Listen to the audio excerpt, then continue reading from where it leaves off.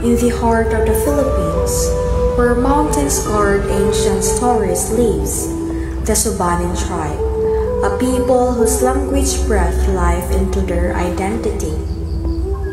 Their words carry rhythm of rivers, forest, and ancestral memory, revealing how language shapes the way they see the world.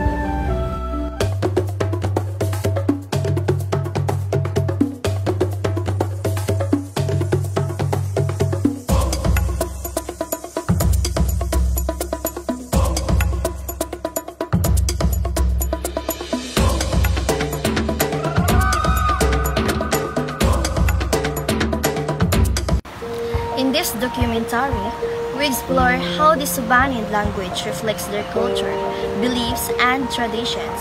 Through interviews and oral stories, we discover the role of language in preserving their identity.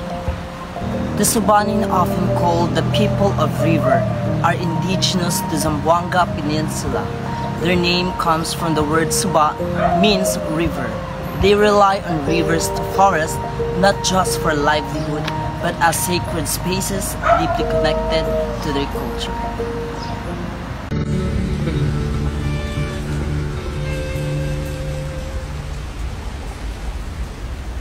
Mindanao, Mindanao, Mindanao, Mindanao, Mindanao, Mindanao,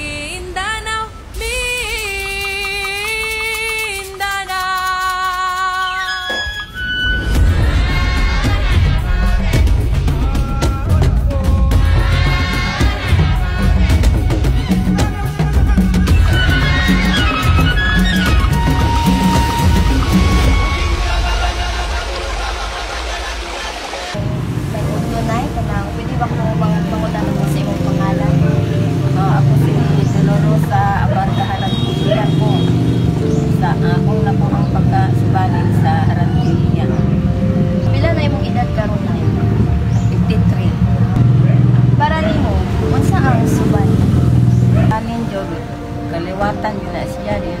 Daghan ko ng yung tag-subanon. Ang kunang kita kay subanon mo dito. Sakit lang kaya kung taon na unang inong tag-subanon. Okay. Okay raman ang subanon. Ang mga magka-isuwala rin sa tribo. Magtinabangay yun. Isip usa ka miyembro, unsa nga mga practices o mga ginabuhat sa usa ka Subanin?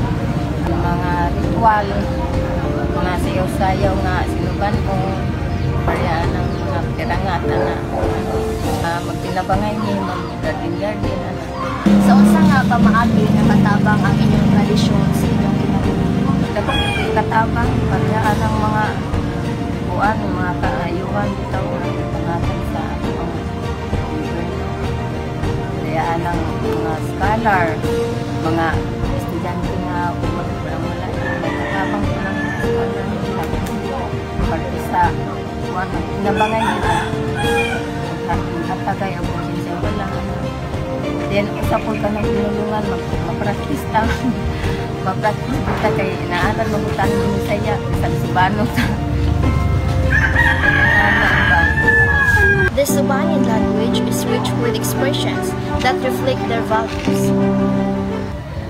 Ako, gamay rin po akong naibawaan sa Sinubanon kay magpapayubong naman. Pariyaan ng mayong adlaw, gambya gandaw na, ang buntag gambya sa salam, asa kapaingon, papaagaw na siya. May hapon, gambya malalabong, wala ngay kag-asin, gamay rin akong naibawaan. Kanang naapong wala kay sudan. Muragin na kanang dairon guwapa lipon ano. These phrases shows how the Subanin emphasize respect, unity, and connection to the nature.